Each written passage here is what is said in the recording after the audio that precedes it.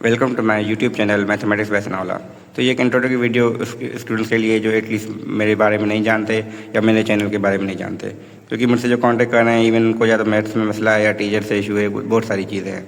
तो मैं unfortunately STHP foundation नहीं पढ़ा रहा, इस दफ़ा मैं NTHP को पढ़ा रहा हूँ। तो आपकी मैं हेल्प कैसे कर सकता हूँ थ्रू द वीडियो। तो वीडियोज़ मेरे ऑलरेडी यूट्यूब पे हैं, अब आपको एक्सेस कैसे करने हैं थोड़ी इसकी इन्फॉर्मेशन मैं यहाँ पे दूंगा और कुछ हम ओवरव्यू भी करेंगे जो कुछ एक्सरसाइज का। तो मेरे बारे में सिंपली ये इन्फॉर्मेशन लिखी हुई है कि मेरी ग्रेजुएशन IBA से भी है, मास्टर्स भी IBA से है।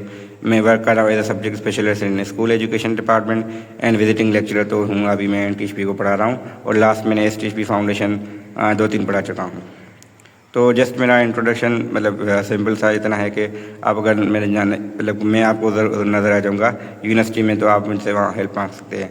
अगर मेरे चैनल की बात करें तो चैनल का नाम मैथमेटिक्स बाय सनाउल्लाह है और प्ले लिस्ट में देखें तो आपकी जो प्ले लिस्ट काम की होगी वो ये होगी STHP एंड फाउंडेशन 2025। NTHP की भी है मगर आपको वो आपके काम की नहीं होगी। इसमें एक वीडियो आपको सोल्यूशन मेड का मिल जाएगा। तो ये अगर प्ले लिस्ट ओपन करें तो यहाँ आपको 2.1 में मिलेगी, 3.1 में मिलेगी, अप टू चैप्टर 4 तक। आप 2.1 मैंने क्यों रखी है, क्योंकि साइमल्टेनियस इक्वेशन का यूज़ है, क्योंकि साइमल्टेनियस इक्वेशन आपको बड़े काम आएंगी, क्योंकि चैप्टर 3 में इवन आगे भी जो चैप्टर्स होंगे हमारे साइमल्टेनियस इक्वेशन का बड़ा यूज़ होगा। तो ये भले इंक्लूड ना हो एक्सप्लिसिट, मगर ये इंक्लूड वैसे ही है, क्योंकि चैप्टर 3 में अगेन हम इसको यूज़ करते हैं।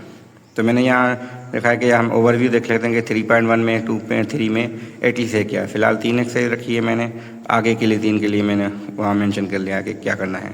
तो 3.1 में आपको क्या समझना है, सिंपली जो आपको आनी चाहिए लॉज ऑफ एक्सपोनेंट्स आने चाहिए। कौन से होते हैं, product law, quotient law, power law. ठीक है, तो सिंपली प्रोडक्ट लॉ क्या होता है, a पावर n अगर बेस सेम हो तो पावर मल्टीप्लिकेशन में ऐड हो जाते हैं, डिवीजन में माइनस होते हैं और पावर के ऊपर पावर मल्टीप्लाई। ये 3 सिंपल रूल हैं। इनका अगर रिवर्स देखें तो अगर सेम हम शुरू वाले कहते हैं सेम बेस लॉ, ये है same power law in multiplication and division.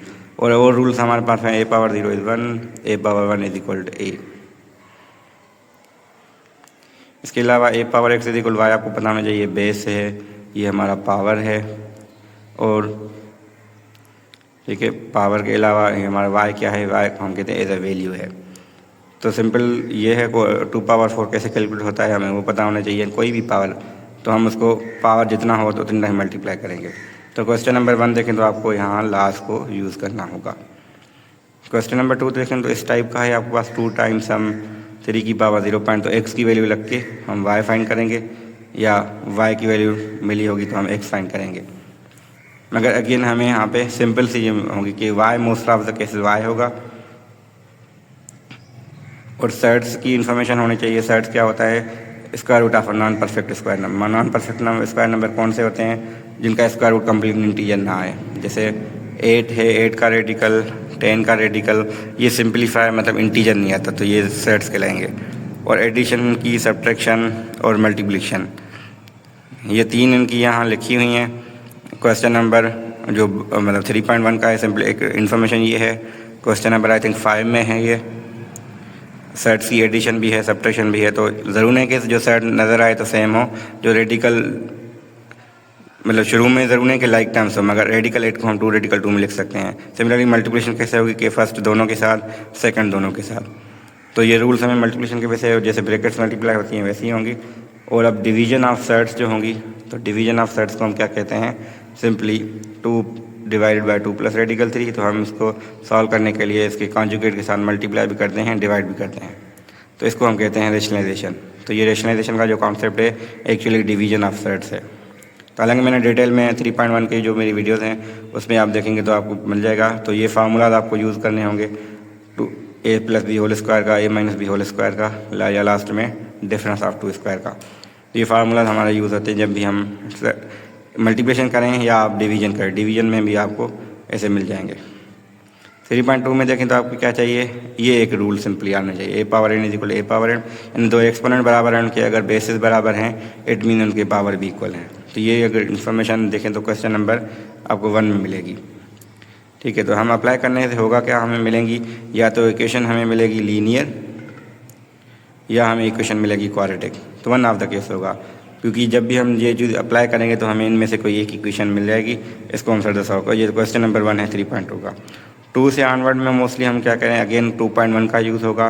तो मैंने यहाँ लिखा था क्वेश्चन नंबर से जैसे 2, 3, 4 है, फिर उसके बाद भी हम देखेंगे साइमल्टेनियस इक्वेशन आएंगी यानी लीनियर आएंगी, सिंपली 2.1 का आपका यूज़ ज़रूर है, तो इसलिए मैंने 2.1 वहाँ प्ले लिस्ट में ऐड किया हुआ है। इसके बाद देखें तो क्वेश्चन नंबर जो 5 और 6 है, या आई थिंक 5 और लिखा है मैंने मगर 6 में भी है, तो एक्सपोनेंशियल सब्स्टिट्यूशन है। तो वहाँ आपको y को इक्वल लेना है, कोई 2 पावर x, कहीं पे 3 पावर x, कहीं पे 5 पावर x, फिर आपको होते क्या है, आपको अगेन लीनियर या क्वाड्रेटिक इक्वेशन मिलती है, आप इसको सॉल्व करते हैं और आप उसमें रिप्लेस करते हैं। अगेन 3.2 का मेरा वीडियो अलग है, मगर मैं सिर्फ ओवरव्यू के हिसाब से बता रहा हूँ। तो इनिशियली क्या था हमारे पास के सब्स्टिट्यूशन गिवन होती थी, तो कुछ क्वेश्चन आगे आते हैं 8, 9 में, तो वहाँ कहते हैं यूज स्यूटेबल सब्स्टिट्यूशन। ठीक है, स्यूटेबल सब्स्टिट्यूशन क्या होती है कि सवाल के हिसाब से देखते हैं कि कहाँ 2 पावर x लगना चाहिए, कहाँ 4 पावर x लगना चाहिए, कहाँ आपको 5 पावर x लगना चाहिए। तो सवाल के हिसाब से फिलहाल हमें शुरू में बताते हैं कि आप ये लें, आगे जाके हम खुद करते हैं। तो ये रिमेंबर करें अगेन क्वेश्चन नंबर 3 और 4। ठीक है, तो 3.1 का जो क्वेश्चन नंबर 3 और 4 मैंने वहाँ मिस किया था कि जिसपे in terms of x y लिखते हैं ना, असल में इसकी उसी का ही यूज़ है। तो 3.1 के आपको लाज आने चाहिए, क्योंकि वो बड़े इंपॉर्टेंट हैं। जितने आपको 3.1 के लाज आएंगे उतना आपके लिए 3.2 ईजी होगा। इवन आपके जो लॉगरिथम के भी होंगे वहाँ पे आपको हेल्प मिलेगी। तो 3.3 में सिंपली लॉगरिथम का कॉन्सेप्ट है। तो लॉगरिथम के लिए आपको क्या चाहिए, सिंपली आपको पता होना चाहिए कि log of some argument with base is equal some value. तो ये इसका फॉर्मेट में हमेशा लिखता हूँ। अगेन मैंने 3.3 का जो वीडियो है वेरी वहाँ डिटेल में लिखा हुआ है।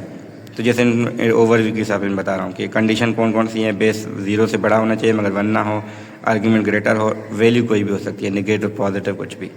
तो कन्वर्जन आपको ज़रूर आनी चाहिए, जो क्योंकि मैं वीडियो को बना रहा हूँ क्योंकि आपका मिड टर्म ईद के बाद होने वाला है, तो उससे पहले आपको पता होना चाहिए कि आपको गिव अवे क्या है चैप्टर का, कि आपको क्या चीज़ें आनी चाहिए। तो ये मैं वो बता रहा हूँ कि कन्वर्जन बड़े काम की है। जितना आपको कन्वर्ट करना चाहिए log to exponent, exponent to log, जैसे मैंने यहाँ पे एग्जाम्पल किया हुआ है।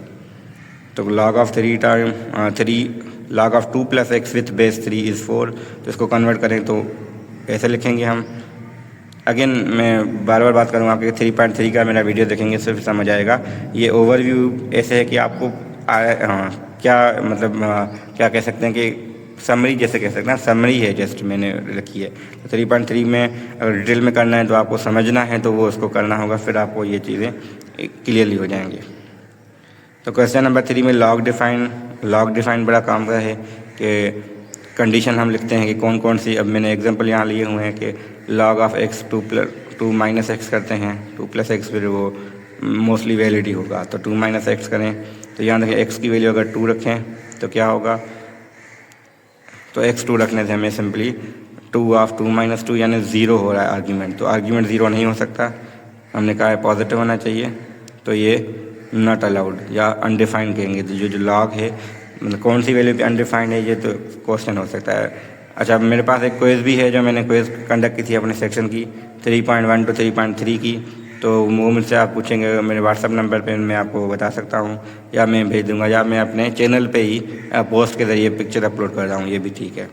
ठीक है, तो कमेंट मुझे कर लें अगर आपको चाहिए तो मैं फिर अपलोड करूँगा, अदरवाइज़ फिर ज़रूरत नहीं होगी।